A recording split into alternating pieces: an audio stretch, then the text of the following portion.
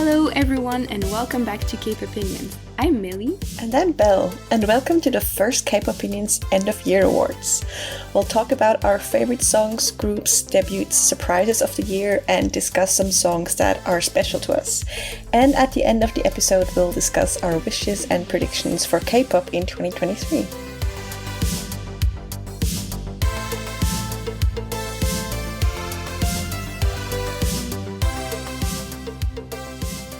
So each of us chose our favorite 200 songs of the year, and then we're gonna divide the episode into 4 sections. First, we'll give a few stats about our playlists, then we'll go into our award ceremony, and then we have a longer section where we're gonna be discussing some of the songs that we really love or that we're really confused about for the other person.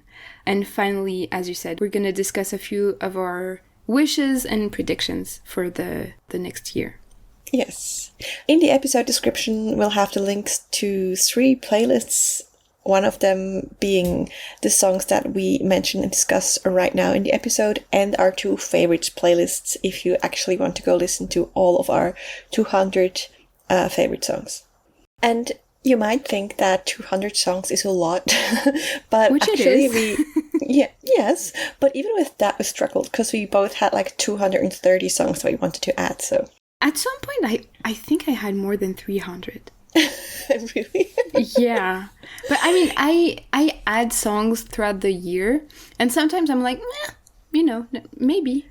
Yeah, but even like towards the end of choosing, I still had like 230, and I was like, oh, now I really have to kill some darlings. yeah, same, me too. Yeah. And I guess that just shows that despite the last few months not exactly having been our favorites, it was a really good year for releases. Yeah, I mean, the girl groups were amazing this year. It's finally the comeback of the girl group era, I guess. Yeah, the girl groups and the monster rookies. Yeah, amazing debuts, amazing rookies. And I mean, we've also seen a few things maybe changing. We talked about that in our November episode, I believe, but like more people talking about the way companies are treating their artists and everything. That's always good. And I don't know, I feel like 2020 was a really iconic year for K-pop, and then 2021 was kind of okay. But this year, we're back to iconic K-pop status.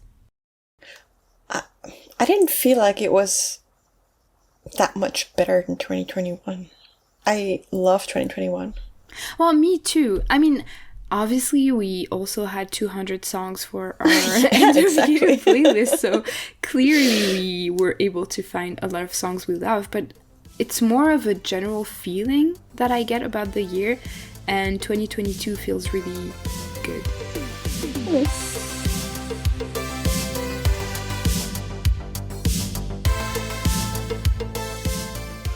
Well, obviously we both have 200 songs.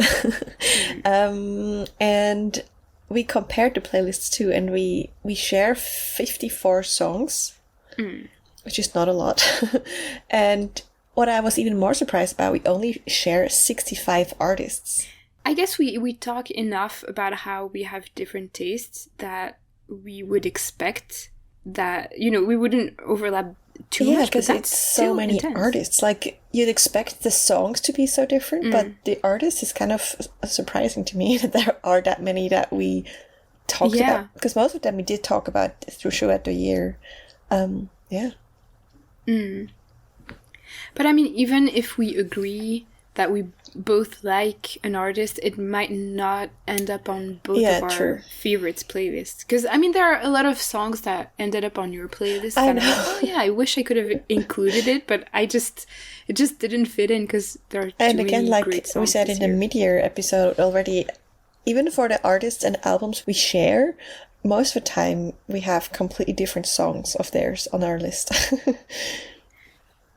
Yeah, that's what I was going to say, because we have 54 songs in common, but 65 artists, so we have way more. We have more artists than songs in common, so that means that we have quite a few artists where we have no overlap Yes. on the songs, if that makes sense. Like, we like the same artist, but not the same songs. Yes. And same with the albums. How many individual artists do you have on your list? I have 143 artists. I have 154 individual artists, which is, I compared it to last year, and it's 25 more than last year and 50 more than in 2020. So I guess my lists are getting more diverse. I don't know about my list last year, but I'm slightly less diverse. Although it makes sense, because as you're gonna see very quickly, I do have a lot of repeats. Like, I have an idea which artists. Yep. I remember in 2020 I had 9 AT songs on there, so that made it a lot less diverse. Yeah. Last year or in 2020 I had a lot of songs by Dreamcatcher. I guess let's go into the most represented artist. What is the artist that's featured most on your playlist? It's a tie between Kang Daniel and Taeyeon.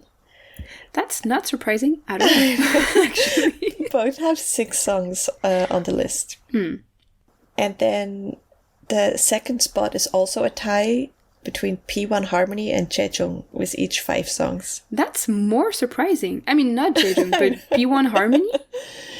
I know. That's a big surprise. What about you? Well, my most represented artist is Extraordinary Heroes with 8 songs. No, oh my god. Yeah.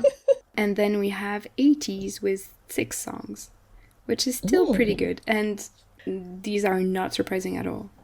No, now they're not surprising, but if January 2020 Millie would hear this, she'd be like, what? Yeah, I mean, on both accounts, I would be like, no. I'm sorry. I mean, especially because at that point, Extraordinary Heroes only had Happy Death Day out. True. So I think I would be really, really surprised. Yeah, and you didn't like 80s, so you'd be really surprised. Yeah. I will say Taeyeon is still in there. She's third with 5 songs on my playlist. Okay. I think there were more songs by her on my mid-year playlist, but she's still here. Okay, so then we also counted the number of female versus male artists. So how many of each do you have? And co-ed, if you counted that. I did, yeah. I have 64 female, 132 male, and 4 co-ed. Typical. Yeah, no, but actually it's not typical. Oh. You'd say so, because it's still a lot more male than female, but I also compared this with my last 2 lists, and it's 19 more female songs than in 2020. So my boy group Stan Hart is becoming more and more open towards the 4th gen girl groups. That's good.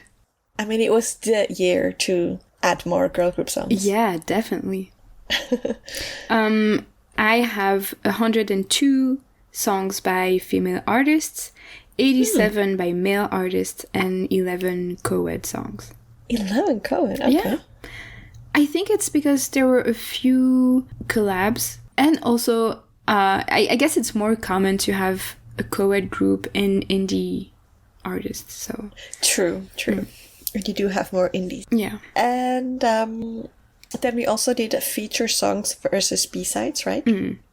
This is quite equal for me. I have 108 feature songs and 98 B-sides. And I have a less equal separation, but a very satisfying one. I have 50 B-sides and 150 feature tracks. In our mid-year playlist, we had 100 songs, right, for the first half of the year. So how many of those 100 songs are on your 200 end-year list? There's 81 songs that were already on my playlist for the mid-year playlist. So 19 were cut. Yeah. That was quick And I have 80. I'm really bad at math, so this is really impressive to me. And I have 88 songs, so 12 were cut. You're just showing off now. Maybe it's wrong. It would be funny if it was all wrong math.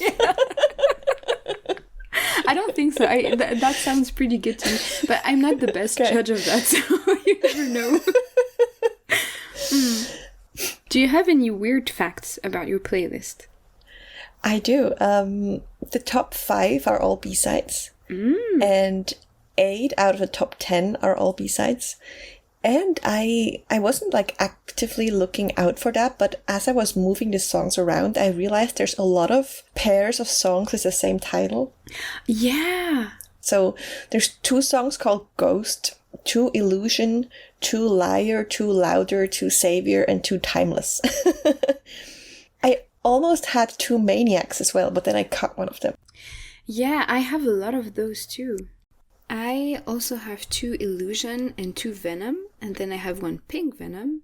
I have 2 Play, 2 I Love You, 2 Celebrate, and then I have 1 Pop and 1 Pop Pop.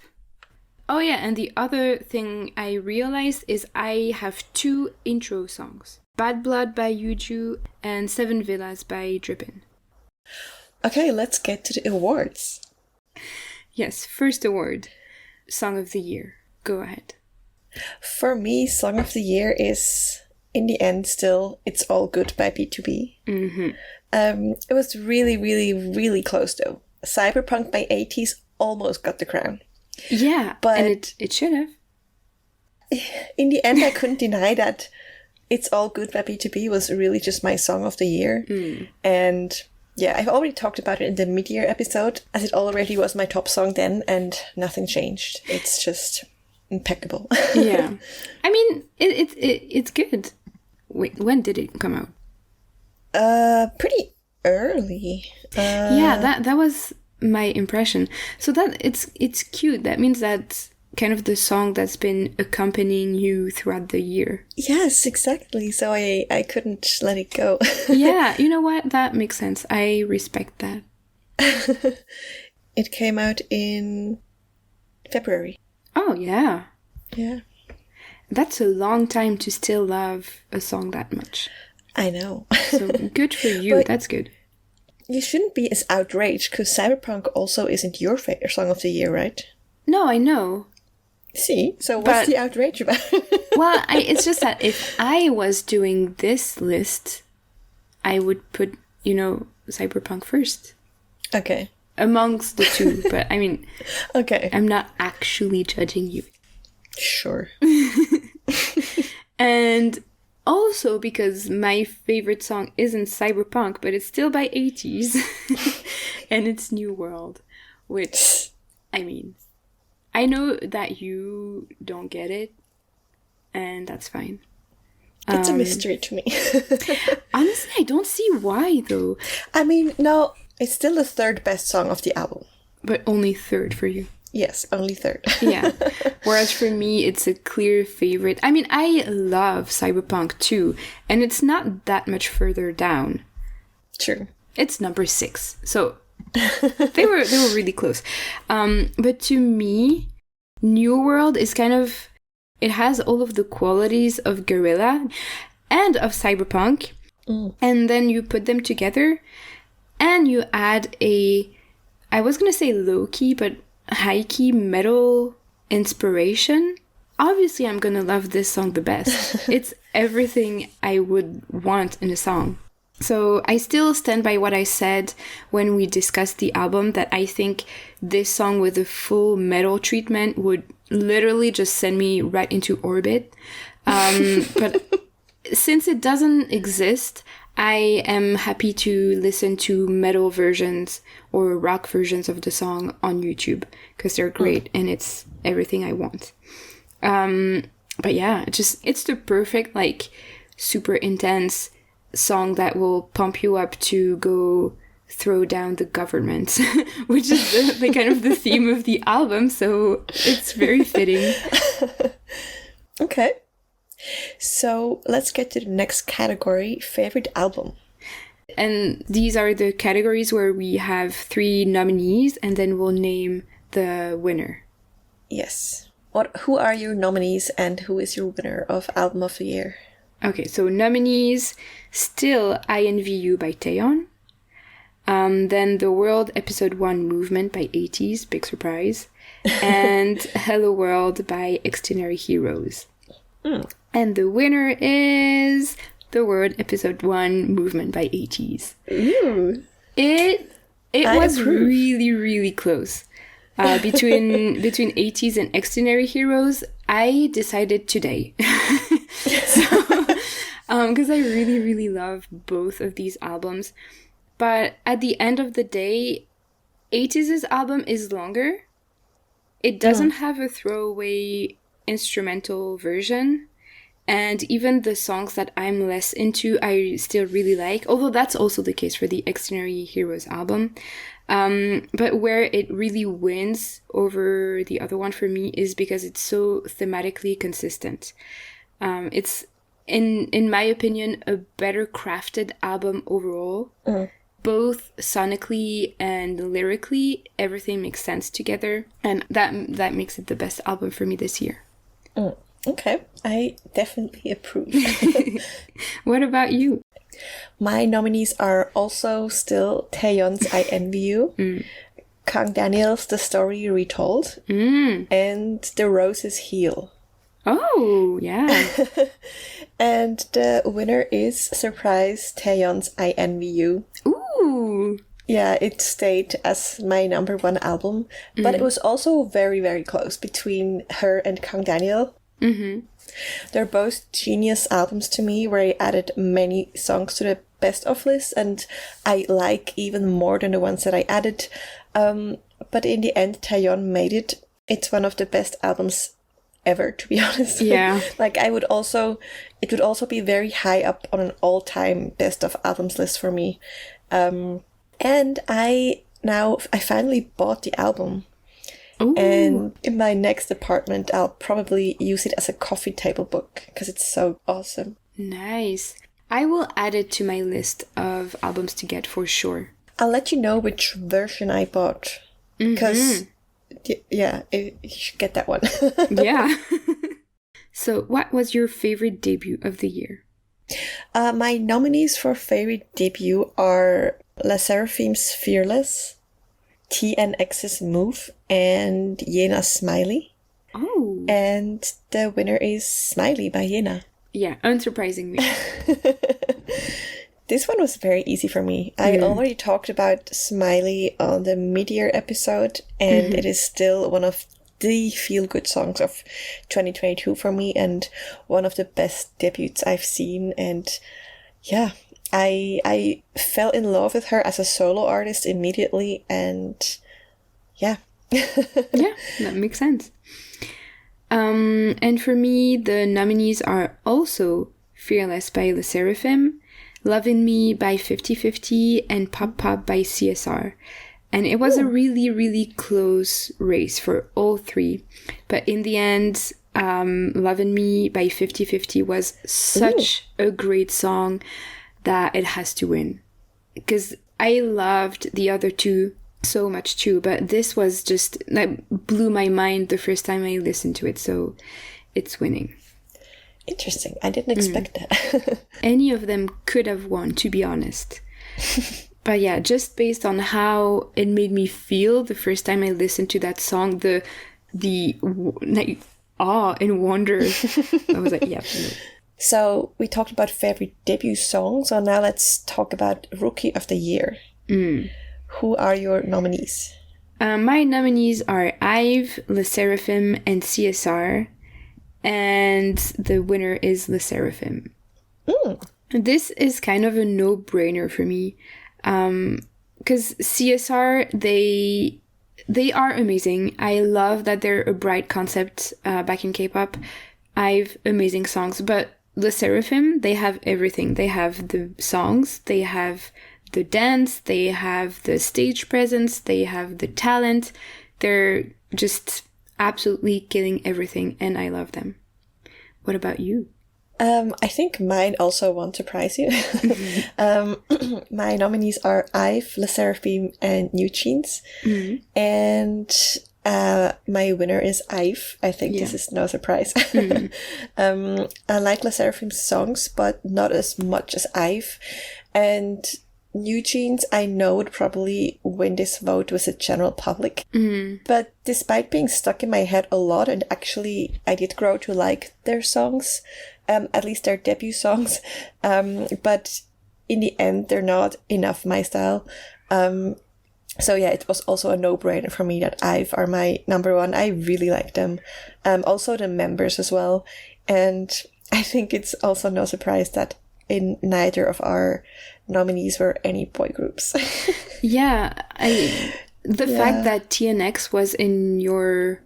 yeah, because I love that song. Yeah, but I mean, it's like, I kind of forgot that boy group debuts happened. I guess. Oh, that's a thing. What? I thought we were done with that. And we've talked privately. I'm not surprised because you seem to like Ive better anyway, and I like La Seraphim better. Yeah. Like it was pretty obvious for us. Yes. But I guess something that was less obvious to us was our biggest surprise of the year. So what are your nominees for that category? My nominees for biggest surprise of the year are Vivis, TVXQ, and Kingdom. And the winner is Vivis. Vivis were nominated because, apart from Mako, I did not like the G-Friend sound at all. So I was really surprised by Vivis' sound, and I really love where they are going. And then for TVXQ, it's because obviously I was a huge fan in the past, but the songs that they have released as a duo in the past few years weren't exactly the best in my opinion. So I was really, really surprised when Epitaph came out, and I love it so much. And Kingdom 2 were a surprise because I, as you know, didn't like their sound at all when they debuted. But then this year I realized that they have really great B-sides. But yeah, Vivis made the race because I just fell in love with Love Me Like and Love 8 so much. Yeah. I'm really, really glad because I love G-Friend. And even though you couldn't really like them as G-Friend, I'm happy that you can enjoy them as Vivis. So, which are your biggest surprises? My 3 nominees are 80s, La Seraphim, and BB. And the winner is 80s. Because, I was not expecting that at all. I started the year reluctantly admitting that they have some good songs. And I ended the year a huge fan. So yes. That was a huge surprise. Yeah, that is my biggest achievement this year. yeah. I mean, and especially because Guerrilla and the album came out, and I was like, oh my god, this is amazing. And then you pretty quickly sent me the PowerPoint presentation, and I think within a week of that, you not even you sent it to me, I received your 80s care package with albums and photo cards, and I mean, you did a very good job with that. I did well. And thank you. I got another one. Yeah. So who was your favorite solo artist, and who are your nominees? My nominees are Taeyeon, Lee Tan-hyuk, and Kwon Eun-bi. And the winner is Kwon Eun-bi. Okay. Yeah. I knew you would be surprised, but honestly, she ate this year. She just had comebacks throughout the whole year, and they were all amazing. Glitch is amazing. I'm sorry, not sorry. I don't know, I really just discovered her. And also, I think I discovered her because I can't say that I really like the sound that she went for before this year. And this year, she definitely found her style. And yes, I absolutely loved Taeyeon. And there's nothing wrong with what she did this year.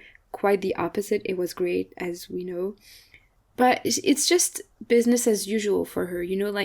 Taeyeon, obviously she's going to be great, but Kwon Eun-bi was a huge surprise. And I wasn't expecting to like her so much, and she really, really delivered the quality. So she's my favorite solo artist this year. What about you? Will I be as surprised? No, not at all. Not even my nominees. Like, it's very obvious. So my nominees are Kang Daniel, Taeyeon, and Yena. And in this category, the winner is Kang Daniel. It was very close for all three of them because, as you heard in other categories, I love their releases this year. But Kang Daniel made the race because he also had other amazing collabs and features instead of just like the one amazing album. And yeah, he was just the artist of the year for me. So many great songs, collabs. I love his sound, and yeah. Yeah, he was very active. Yeah. Let's move on to our favorite boy group of the year. Yes. What are your nominees? This will probably be very surprising. Oh, really? My nominees are 17, Omega X, and P1 Harmony. Yeah, P1 Harmony is here again, and I'm surprised again. And the winner is P1 Harmony. Oh my god! Oh, you must have been so happy when I made that comment about your playlist. Wait, which one? That there was a lot of P1 Harmony. Yes, I was like... Yeah, because you knew what was coming. Wow! Yeah, so, I mean, yes, I can be very impartial and not nominate my favorites. Yeah, clearly. Yeah, I mean, 17 and Omega X I also really liked this year, but P1 Harmony completely amazed me. And I discovered a certain style of B-sides that they have. I mean, I also like some other songs of theirs, but especially that certain B-side style, that on almost every album they have one of those songs, and it's like a guarantee that I like it. Like what? Like Better Together, Peacemaker, Different Song for Me. Oh, wait. Yeah. These are the ones that I didn't like, right? Probably. I think... Yeah. And they are also the most represented boy group on my list, even the most represented group. Like, all the others are solo artists that are more represented. And they have amazing vocals too, and I think I can say that I kind of became a fan this year. Yeah, well, cool, that's great. Yeah. I mean, I'm surprised, but I'm not like... shocked. I mean, I don't think I know them enough to really be more than just surprised, because I wasn't expecting it. That's it, you know. And as for me, I only have 2 nominees. I know which ones. Yeah, I mean, I think at this point everyone knows. 80s and Extraordinary Heroes, obviously. Shocking. I could have included 17 because they had a few songs that I liked, or Pentagon because they had a few songs that I liked. But honestly, it's really just not on the same level as these 2 that I really discovered this year. So it's only them. And unsurprisingly, 80s won this one. I mean, apart from the fact that I fell in love with them this year, and that they had my favorite album of the year and my favorite song of the year. They've been so active. I mean, they had 2 Japanese comebacks, 2 Korean comebacks, the end of one tour and the beginning of another one. So they, even objectively, they've been really, really great this year, and they've gained a lot of fans, me amongst those. So yeah, that was... even though I love Extraordinary Heroes too, and I also discovered them this year, that was a no-brainer for me. I'm really happy, because even if my favorites couldn't win in my books, they at least won in yours. Yeah. Because personally, to me, it wasn't their best year. No, that sounds wrong. Personally, for me, the songs they released this year, apart from Halasia and Cyberpunk, were my favorites of their songs. So they couldn't win this category. Yeah, that makes sense. Okay, Let's do Best Girl Group of the Year. So my nominees are Le Seraphim, Stacy, and Red Velvet. Oh. And the winner is Stacy. Ooh. Oh, I like that. Yeah.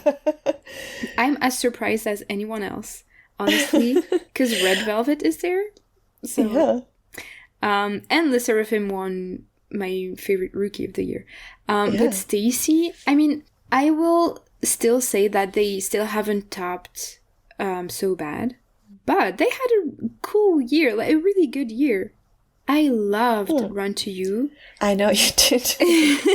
I still do. It's still really really high up on my list. And they had other songs I really loved. They had great B-sides, even some that didn't make it onto my list. And the amazing Japanese debut. So they also were pretty active and doing really great. I love their music this year, and they absolutely killed it. And also, honestly, it makes me really sad for them that everyone is dunking on them because they didn't like their music this year. I know. Where are your ears, people? I know. I am surprised, though. I did kind of expect Blackpink to be one of your nominees because you loved their album. I liked it more when it came out. Not a lot of, actually only 2 songs made it on my favorites playlist, and they're Shut Down and Pig Venom. Okay. So I still like it a lot, but they're not my top girl group of the year. It shows how amazing girl groups were this year because none of our nominees are the same. Ooh, exciting. So what are yours? Mine are aespa, IVE, and Rocket Punch. Mm-hmm. And the winners are aespa. Yeah. Obviously, I loved a lot of girl group songs this year. aespa had the most songs that I loved. They're also the most represented girl group on my list, and this happened because I recently really grew to like girls as well. When girls came out, I didn't like it as much, but then now I really love it. So, Illusion, Life's Too Short, Girls, and the whole Girls album was great. And also, I just love them as a group. They won, and they're all 4th gen. Is Rocket Punch 4th gen? Maybe it's 3rd gen. But, I was a bit disappointed by like the big 3rd gen groups this year, like Blackpink, Twice especially, and Red Velvet not as much, but yeah. Twice kind of disappointed me. How dare you? How very dare you? You didn't nominate them either. They're not nominated, but they're still great. I still love them. I mean, I'm not saying they're bad, but this year wasn't the greatest. I mean, yeah, they weren't that active. I guess That's also because what I'm saying. I see what you mean. Yeah. But I mean, Nayeon had her solo debut, so I guess that took up that time. Was also a bit disappointing.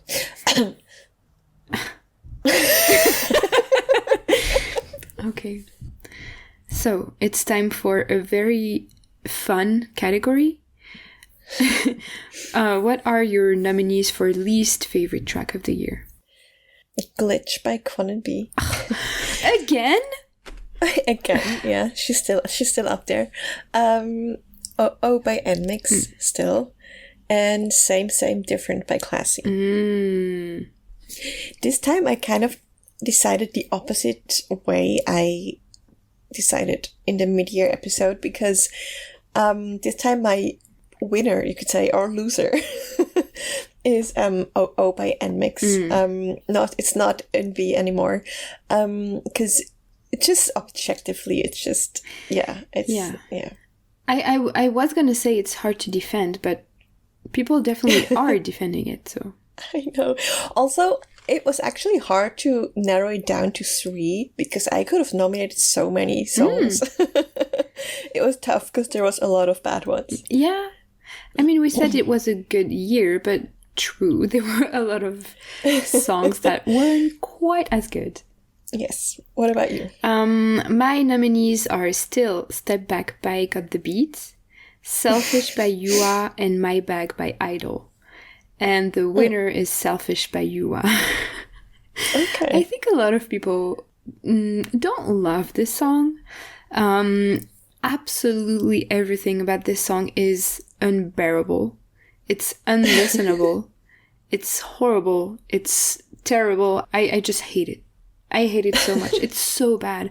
I mean, it's so objectively stupid and bad and so repetitive. I know that people have counted how many times the same lines are repeated and the same sections are repeated. It's stupid.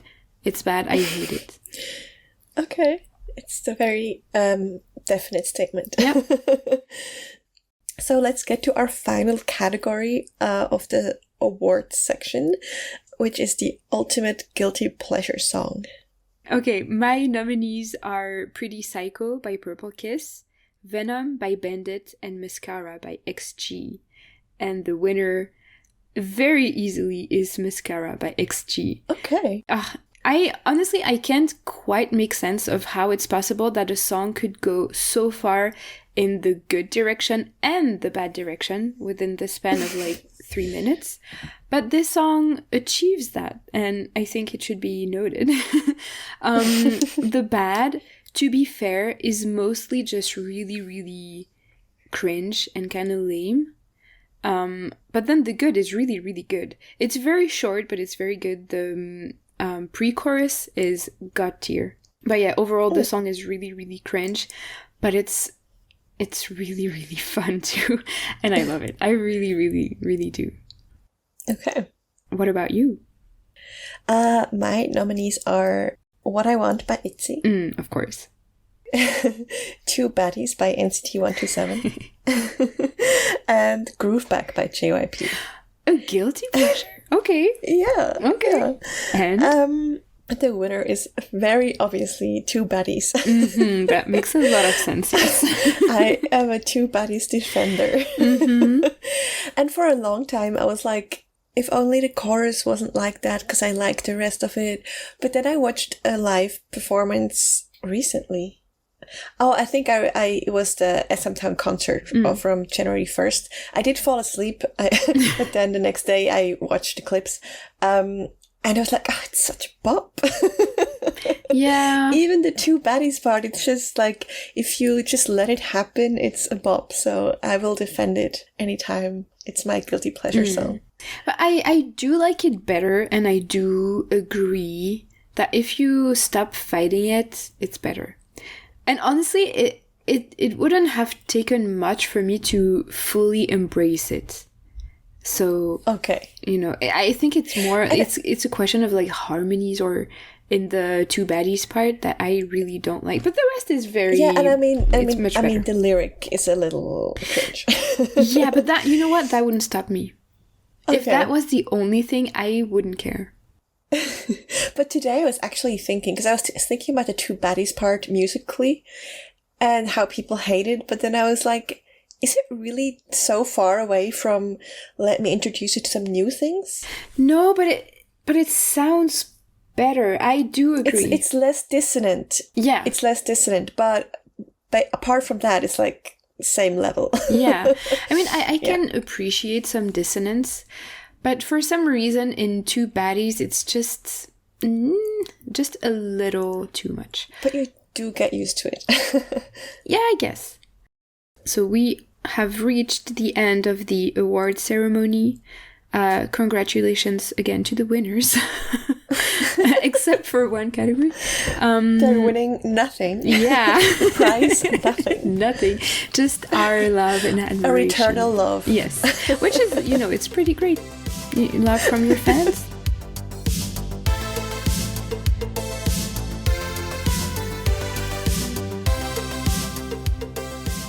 So let's move on to our next section. So we are going to be discussing a few songs that were really noteworthy, that didn't come up in the award ceremony, that we really wanted to discuss. Yes. And most likely also we haven't discussed them throughout the year, right? Yes, that too. Yes. And first we each chose 5 songs from our own playlist. So we're going to start with that. So what is your first pick? My first pick is Dance On by Alice. I just really wanted to highlight this song because we only had it in the 3-word section when it came out. And it's so good, and it's really up there with songs of the big girl groups, and proof that a Nuku group can release such quality bops as well. Like, it's pure fun, a nice bass line, well produced, and not as shouty, shrill, and high tuned like a lot of girl group songs are, especially from Nuku groups with like bad production. So yeah, I just really love it. And I wish we could have discussed it, and I can imagine that it would also make a really great workout song. I'll have to try that.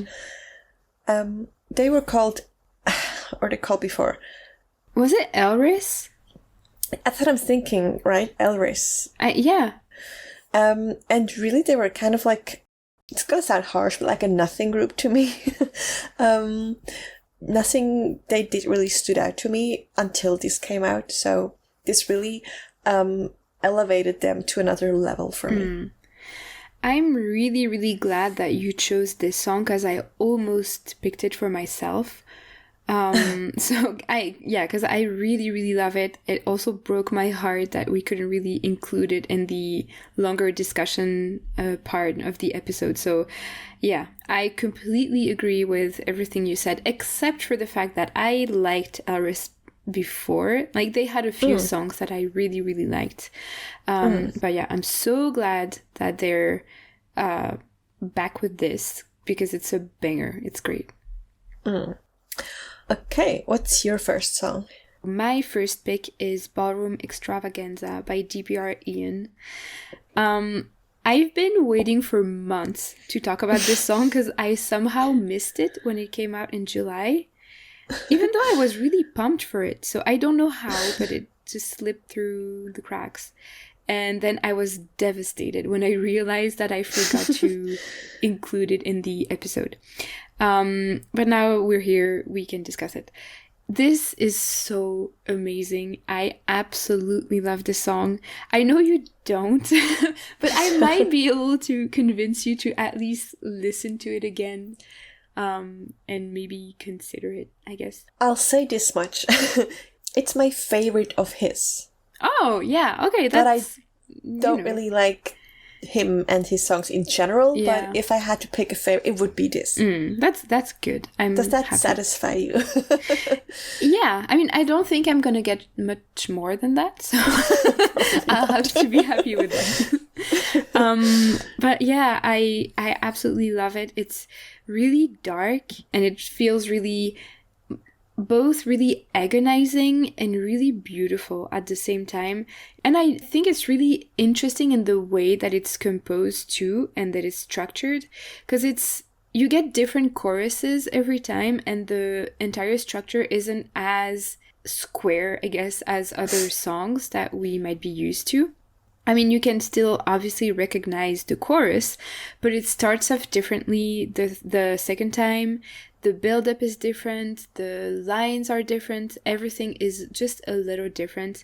And I think that this kind of fluid song structure really serves the message of the song and this chaotic, emotional journey that he's on and that we embark on with him.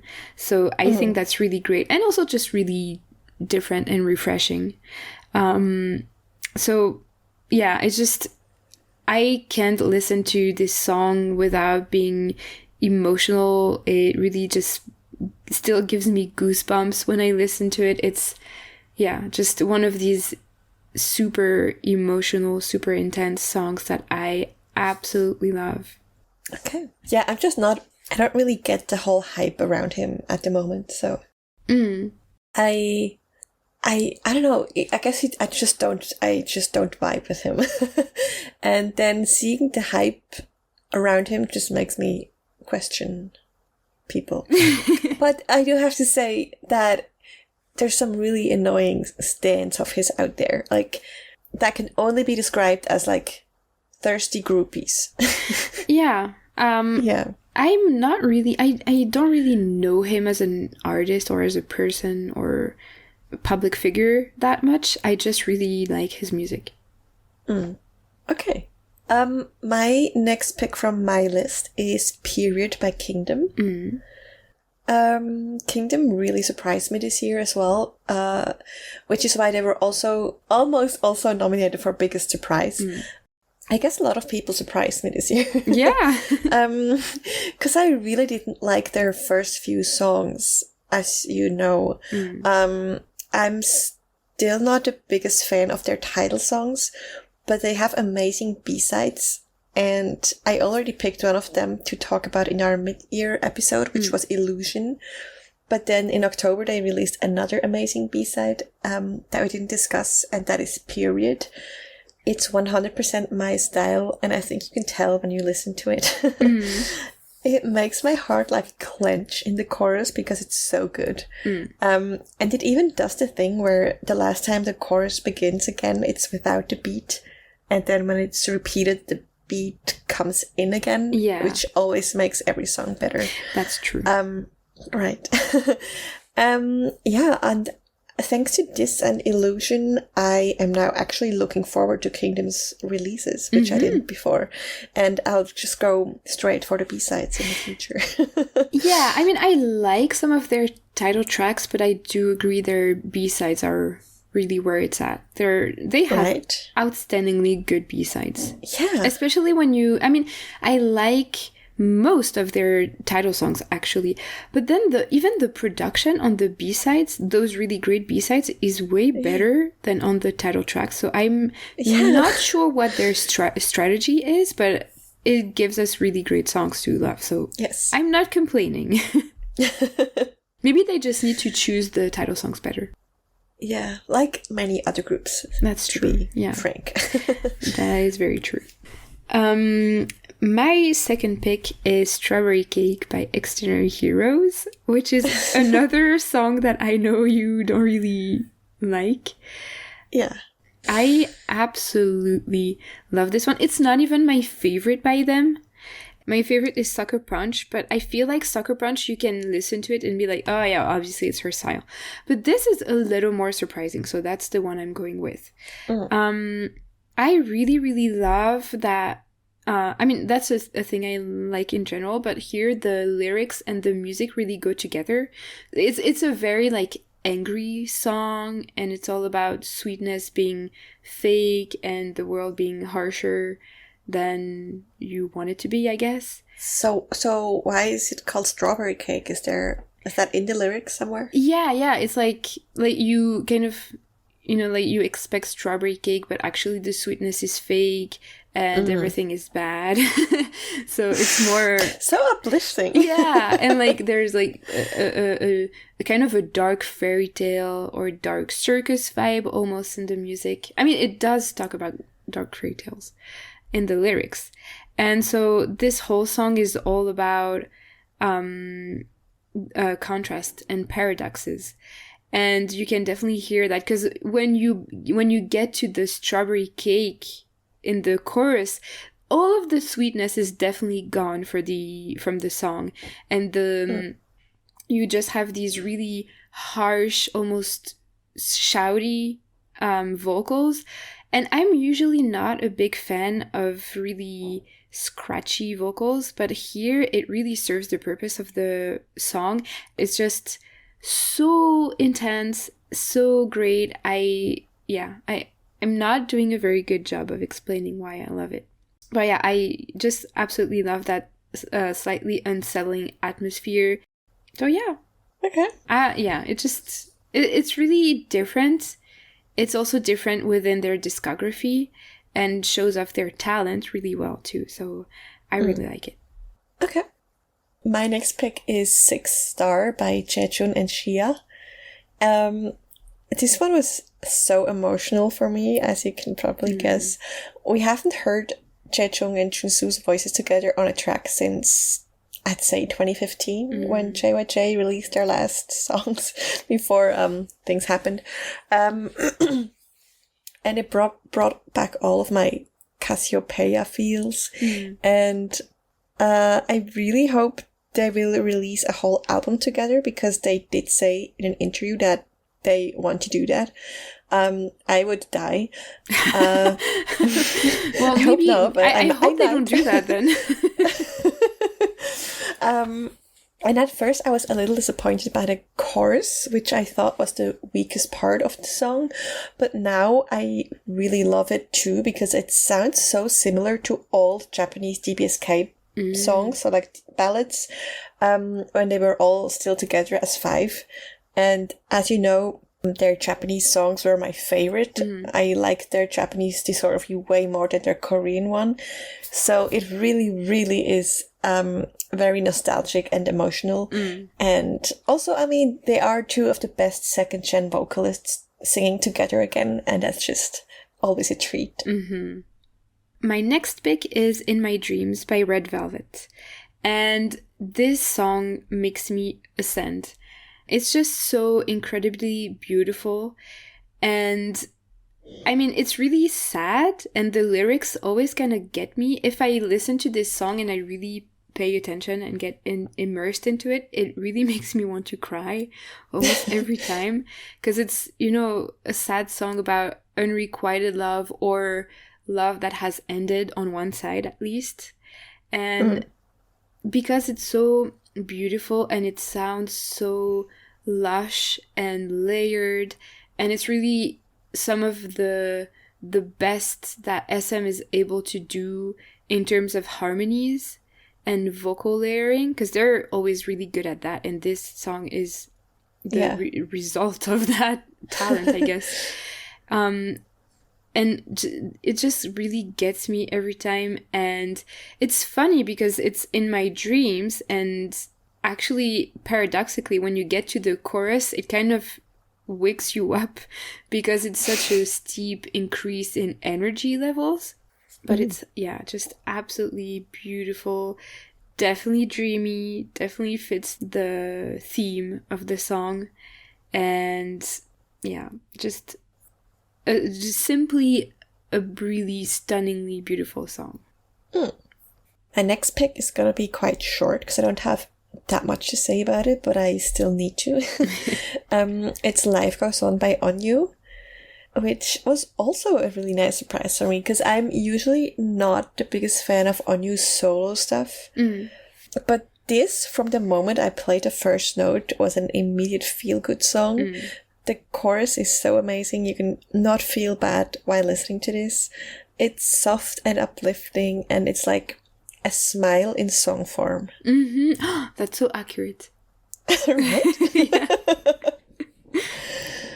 Yeah, that's it. I can't say more, because it's just a smile in song form says it all, you know? Yeah, definitely. Yeah.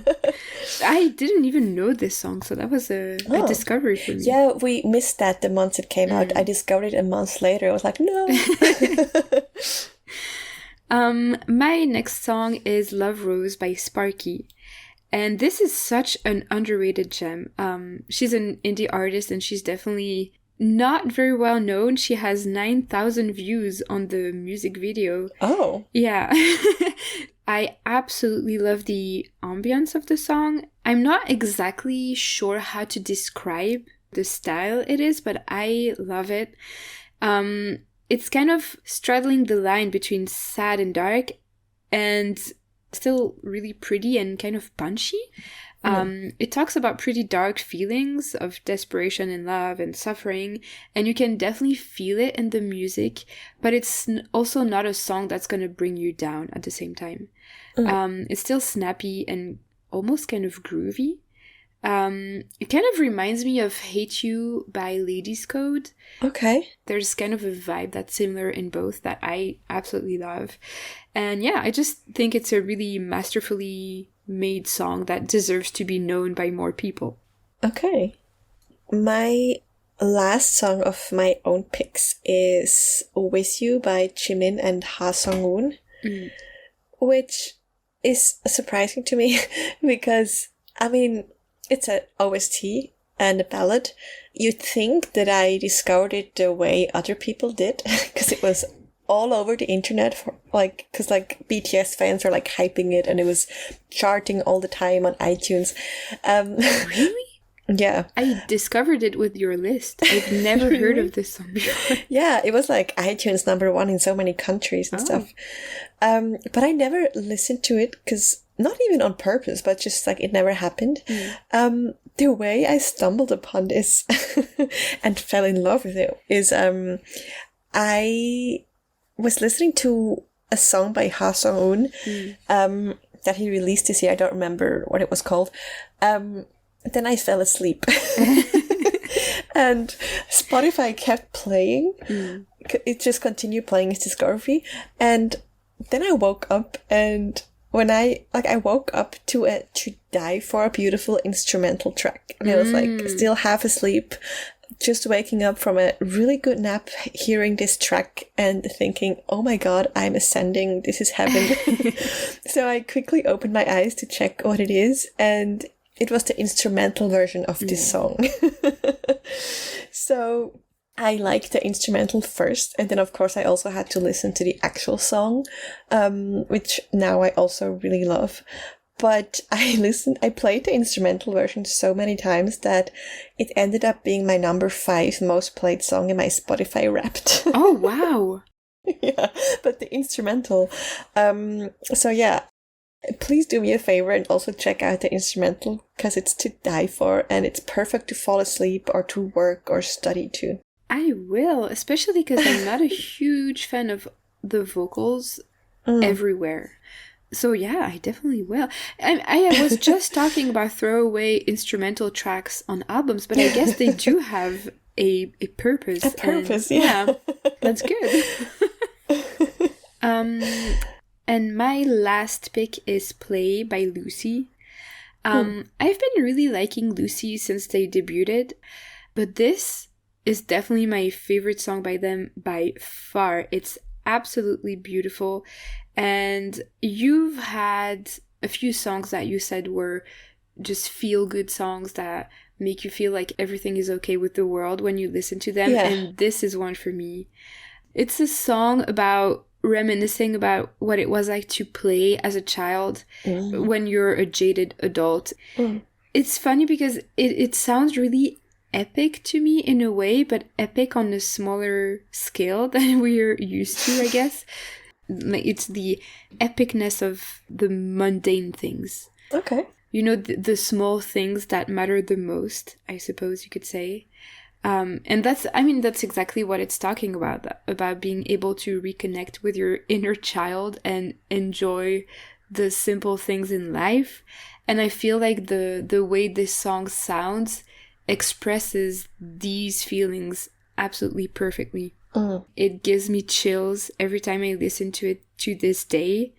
And it's just absolutely flawless. There's nothing I would change about this song.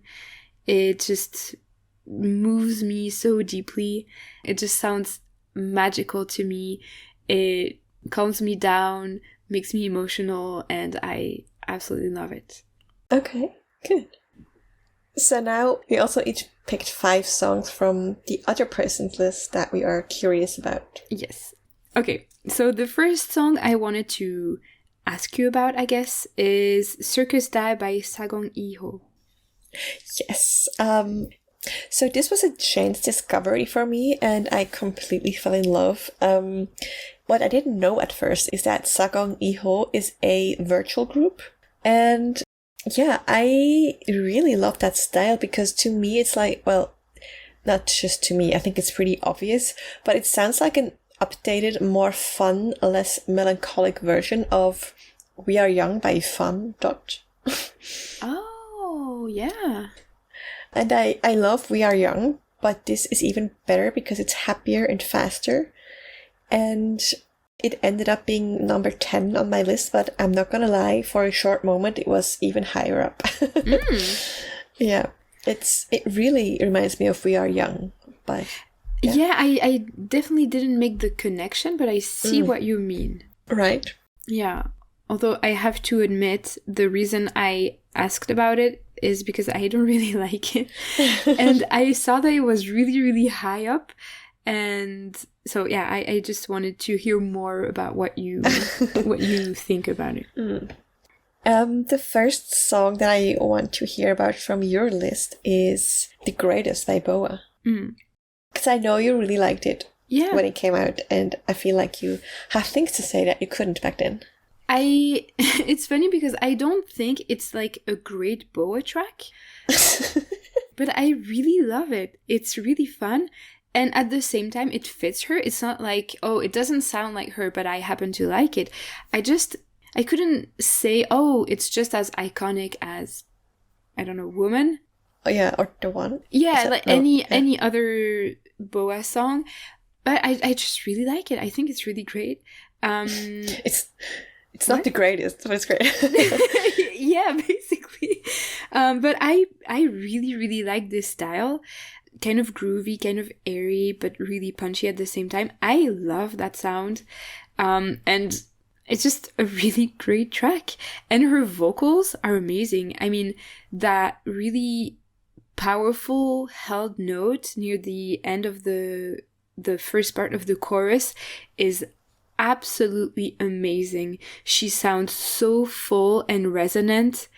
It's just amazing. I mean, you can really, really tell she's a power vocalist in this very specific moment.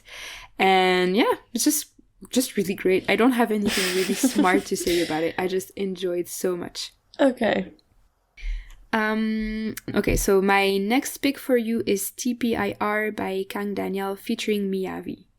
Yes, thank you for that pick. I mean, I've already said today in this episode that I love Kang Daniel and his style, and this is exactly the Kang Daniel style I love. Electronic, slightly melancholic, breezy. The pre-chorus is so satisfying. The beginning as well, like that synth that continues in the background the entire time. Yeah. It's so good, right? Yeah, I love and it. For some reason, this is gonna sound weird, but for some reason, there's one sequence of notes in that synth that always reminds me of Rocketman by Elton John. No, I totally agree. Really? I wasn't gonna point that out. I thought I was crazy. No. But I feel the same because I was like, I want to say that, but I feel like she's gonna be like, girl. No, I'm so completely happy. agree. Okay. Yeah, and it's calming and upbeat and emotional and happy, like all these opposites at the same time. And I guess I really love almost anything Kang Daniel touches. Yeah, seems like it. Apart from the songs that I love. Yes. Yeah, no, this one is the opposite. I asked about this one because it's amazing. I love it so much, and I also felt like you probably had things to say. Yes. Okay, my next pick from your list is Take That Back by Present. Because I really like it too, and it's also on my list, but much higher on yours. So I'm curious to hear what you have to say about it. Yeah, well, first of all, thank you for this pick. Yeah, this song is number 7 on my list. I love it so much.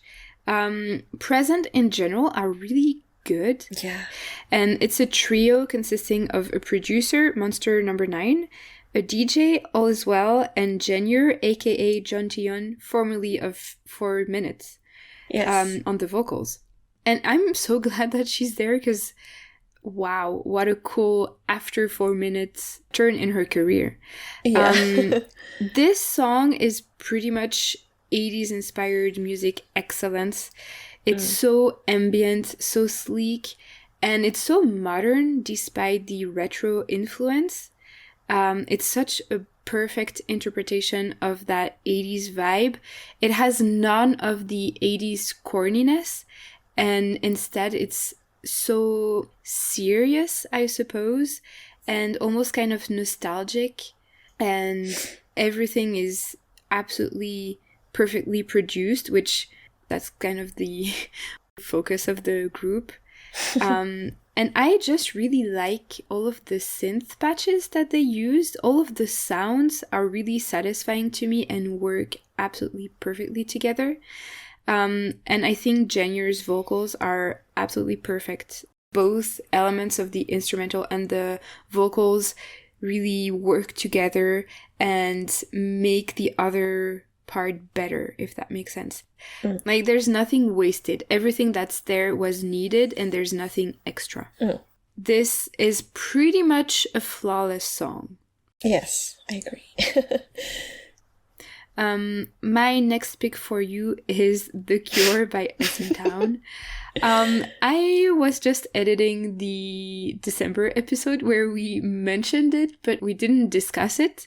And you said that it was one of the best songs on this SM Town Christmas album. And then I saw that it was on your favorites list. So I was like, yep, this is definitely going to go in my picks for sure. Yeah, I know that you don't like it. We didn't really discuss it. Well, you said it's bad. I didn't say it's bad.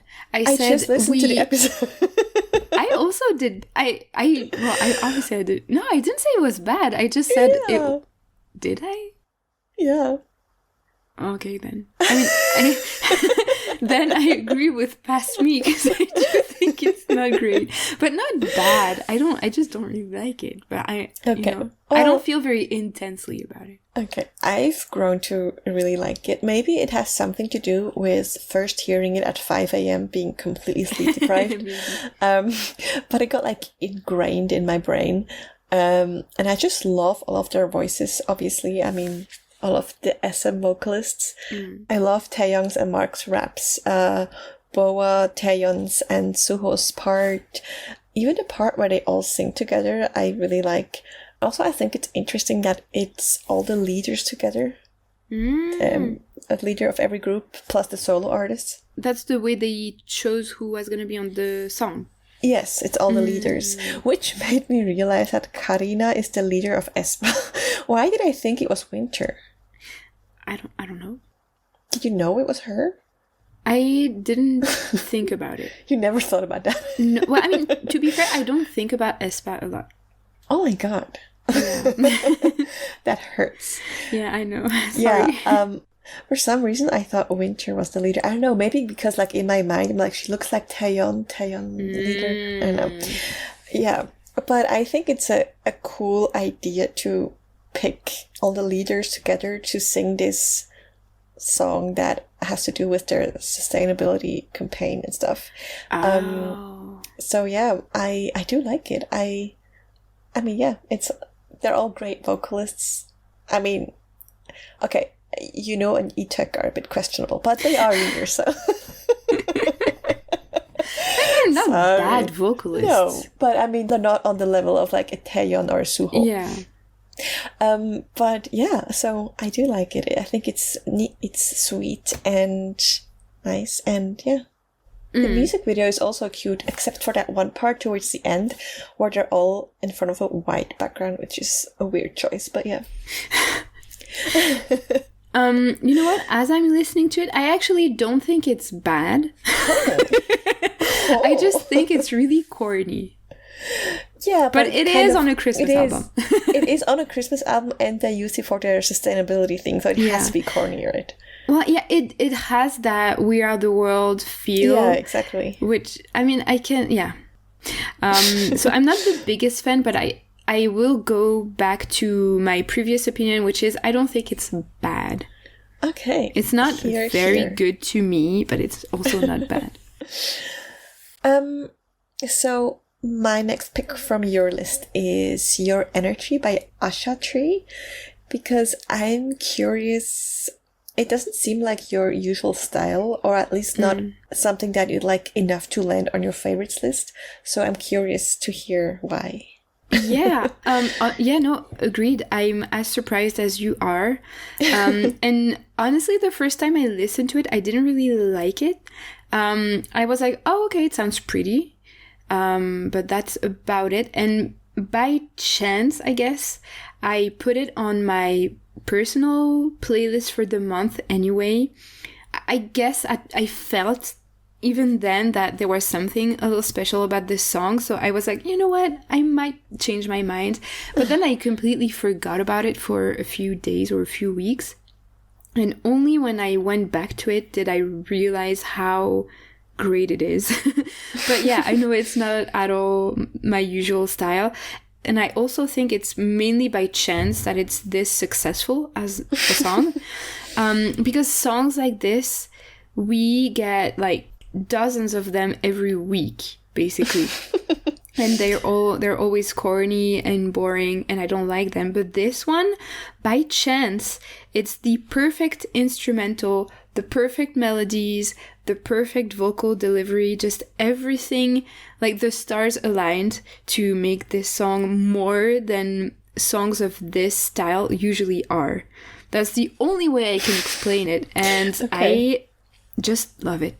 It just makes me, yeah, I just love it. I can't explain it. It's fine. Next, I picked Child by Mark. Yeah. Because I remember when it came out, you were really, really into it, and that was a while ago, so I was curious how you feel about it and if your opinion of it has changed at all. Yeah, I think it came out in February, and it was one of the first songs of the year to make it onto my favorite list, and it never left. I do have to say it dropped quite a bit because, I mean, obviously, since February, a lot happened, a lot of songs came out, but I still like it so much. I mean, as much as I adore his rapping, I mean, he's one of the best rappers in the industry to me, definitely of fourth gen, but he's also a talented singer, and we barely ever hear that, and it's nice to hear that for a change. And I also think the style of the song is really interesting. It starts like a ballad, and then suddenly it hits with his and then it transforms into a completely different song. But even then, it's still so unusual and interesting. It's so good. It's hard to even make out a structure of the song because it kind of just ebbs into all these different parts. I just think it's really interesting, and I really liked hearing him sing for once, and I also like that for him, that he can show a different side of his for once instead of always having to do NCT raps. Yeah, I agree. I really like it too. And I feel like out of all of the NCT members, he's the one that needed to have a solo song the most. Yeah. Because he's such a talented everything, basically. I know.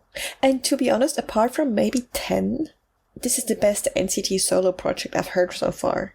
Because like the things that like Chaehyun and Taehyung, even just like on SoundCloud or something like that release, they're not even always official releases, but not really. I love Taehyung to death, but his solo stuff is not really my style. But this is really good. Yeah, I think it's also my favorite. I don't think I know all of them because I'm still not. Well, a lot of them haven't even had any solo stuff yet. Yeah, Taylor has done some OSTs, but yeah. But I think there are a few songs by solo songs by members that I liked, but I still think this is the best one. Yeah, right. So far. Yeah. My next pick for you is Candy Sugar Pop by Astro. Because I've been curious about this ever since we had in our 3-word section, and you were very positive about it, and I wasn't. Because to me it's very generic, and again, I wouldn't have thought that you'd like it that much.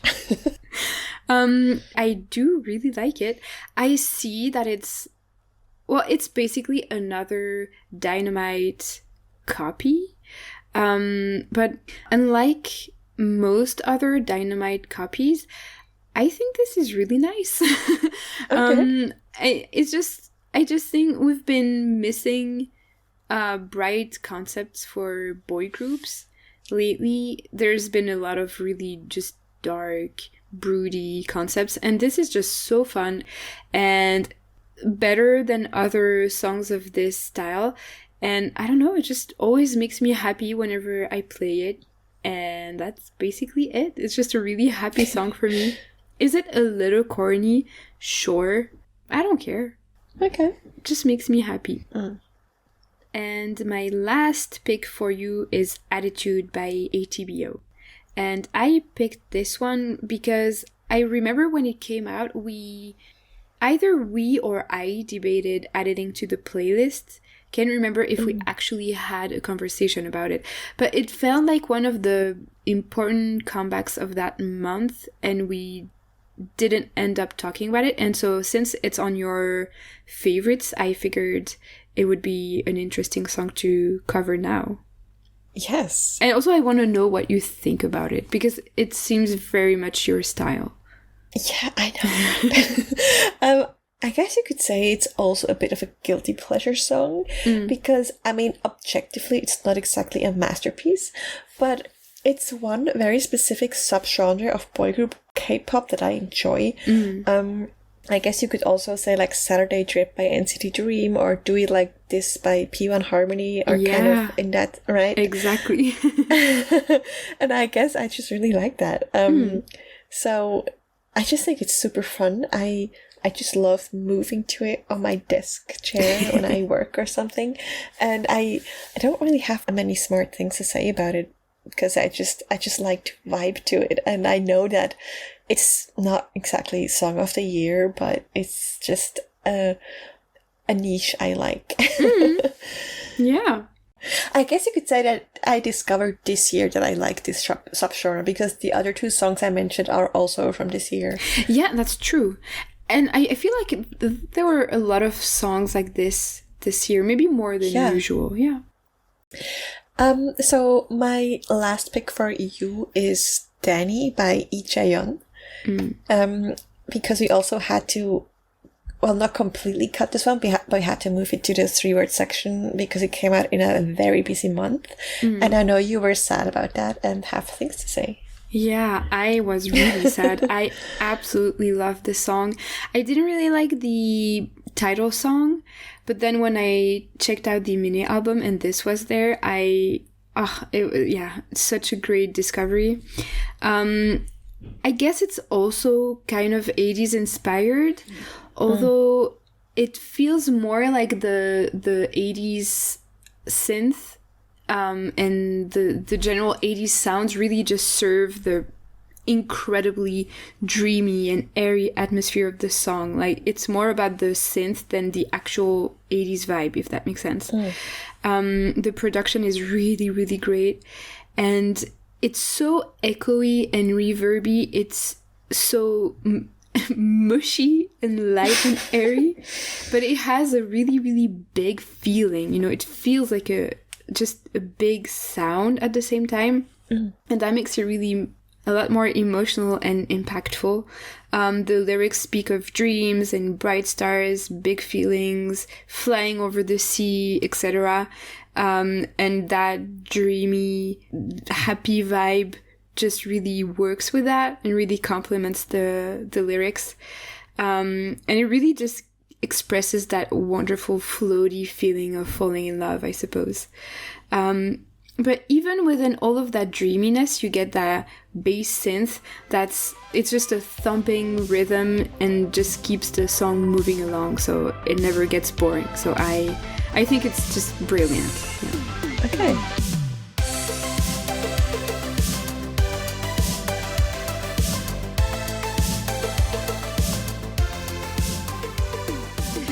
We made it through our discussion section. Yeah.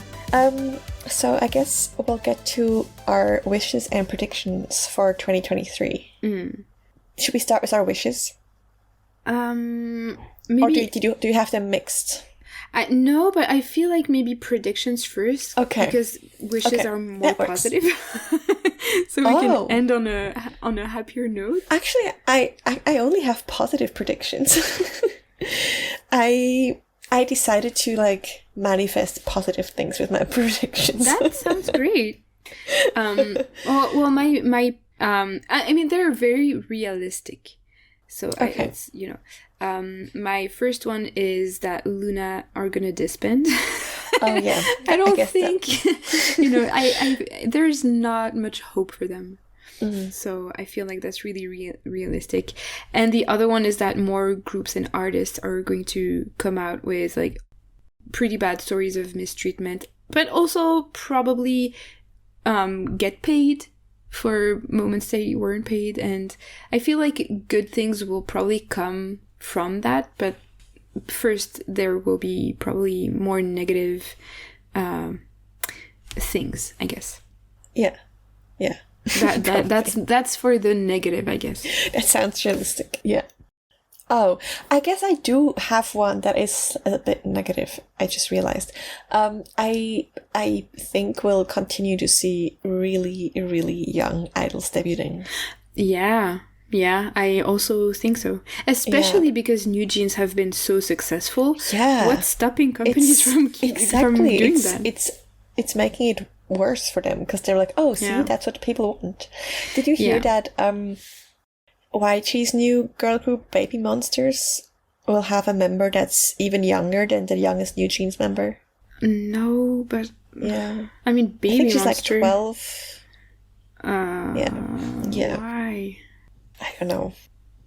Actually, I do have one that's slightly negative that I forgot about, and it's that boy groups will continue to be overall more generic than girl groups. That's funny because one of my predictions is I wrote down exactly girl groups will continue to dominate. Yeah. I think it's been a trend for so long that I don't really see that changing anytime soon. And I mean, Ive, La Seraphim, Espa, Stacy, New Jeans, they've really just started it, and they're only gonna get bigger and better. Yeah, and as we said, they kind of cover a really wide range of styles and genres, so I think we're gonna get some very exciting girl group music next year, or this year, actually. It seems like, maybe it's gonna sound bad, I think like the last big boy group that debuted for, like, not saying it will never happen again, but like for the next few years, is Enhypen. Like everything that happened before it had like 80s Stray Kids, Tomorrow by Together, that was still a phase where like really unique and good boy groups were debuting, and I feel like Enhypen were kind of the last one that made it big. Yeah, that's true. And after them, it kind of became a bit of a desert. Yeah, I didn't even think about that, but I think that's spot on. Yeah. Oh, thank you. I mean, I absolutely can't think of another really big, iconic boy group after them. And even they started sounding less like themselves lately, so, you know. Yeah. I guess we'll see. Okay, positive predictions.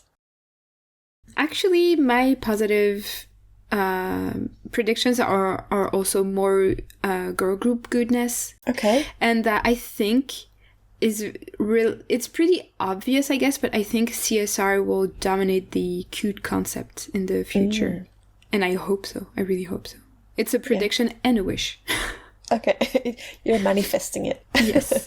Do you have more positive predictions? Yeah, I have two, and they're both boy group centered, so that works out.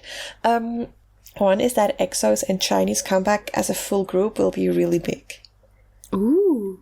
Because SM just announced that when Baekhyun is back, they'll have a comeback as a full group. And obviously Shiny will too when Taemin's back. And I think that will be big. Yeah, I mean, that would solve the generic boy group. Yeah. See, debuting. that's also why this year was lacking for boy groups, because that's Shiny true. and EXO, And also, Tomorrow by Together did not release a lot this year. Yeah, that's true. Like other years, like 2019, they released so many songs. When I look at my favorites from there, it's just Tomorrow by Together. Yeah. But this year they had one mini album, right? Or last year, I mean, 2022. Yeah, that's right, yeah. Yeah. I mean, they have a comeback this month, but it's already 23, so... Yep, too late for 22. And even 80s didn't release a lot. Other years they released way more. Well, yeah, it's true. I mean, two of their comebacks were Japanese comebacks. Yeah.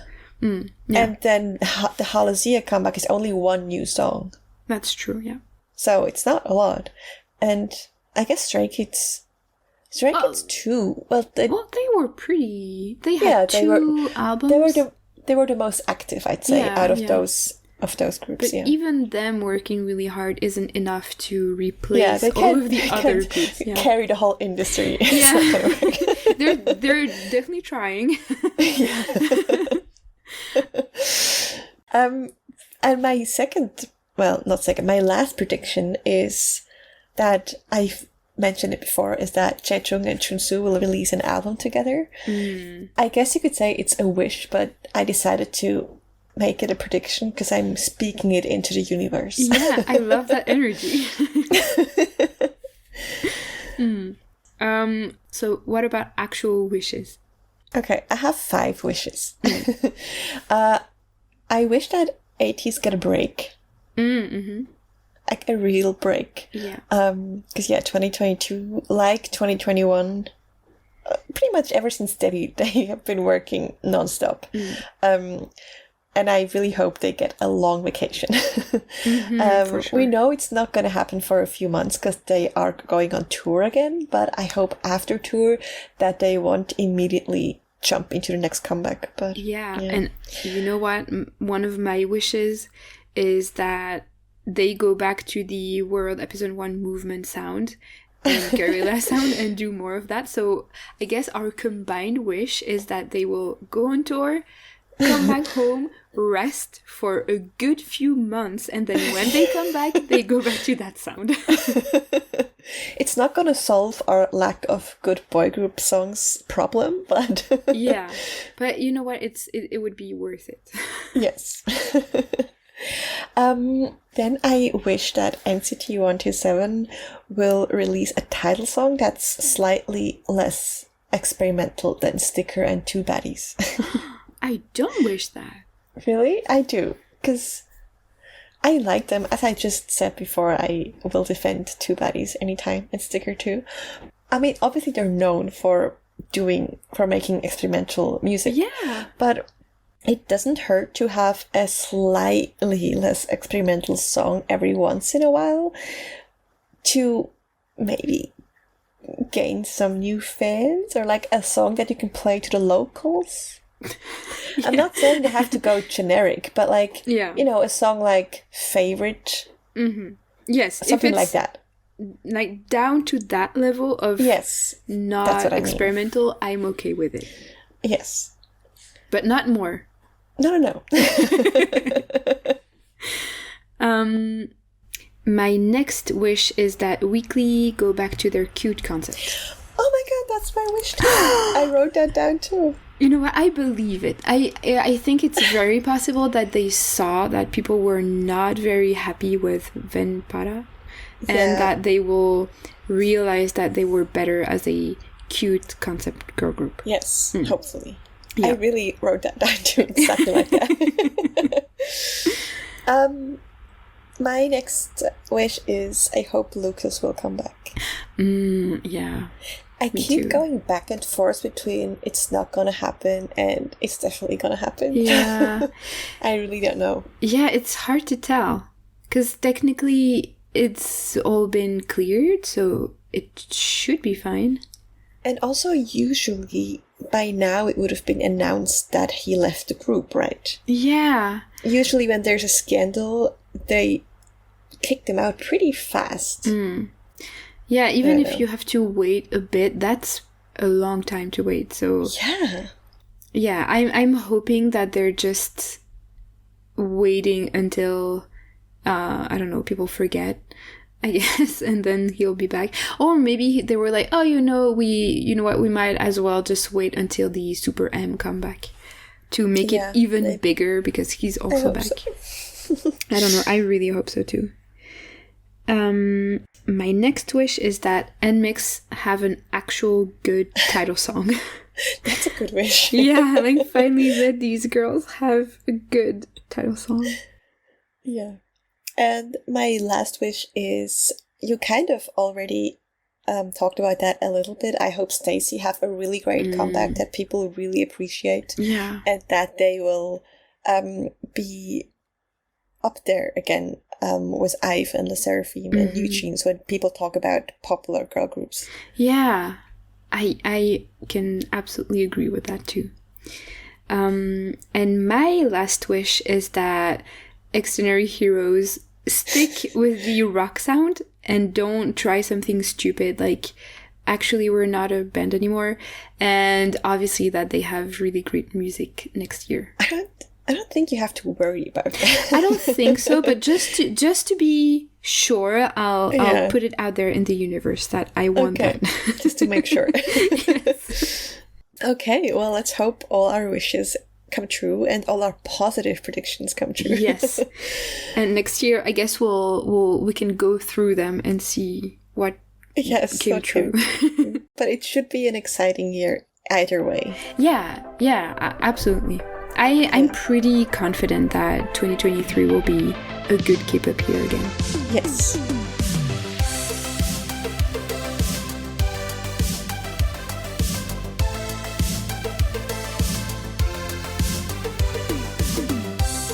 So thank you so much for listening again, and thank you so much for being with us for most of last year, reviewing music with us every month.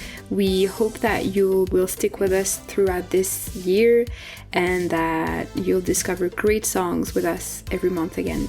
And we'll try to do a lot of interesting special episodes. Yes, we have good plans for this year. Yes. So don't forget to follow us. We highly recommend that you follow us on Instagram at K-popinions podcast, where you can get all the updates about our episodes, and also we do daily recommendations. And you can also follow us on TikTok at the same handle at K-popinions podcast. So to a really great year filled with great music. Bye! Bye!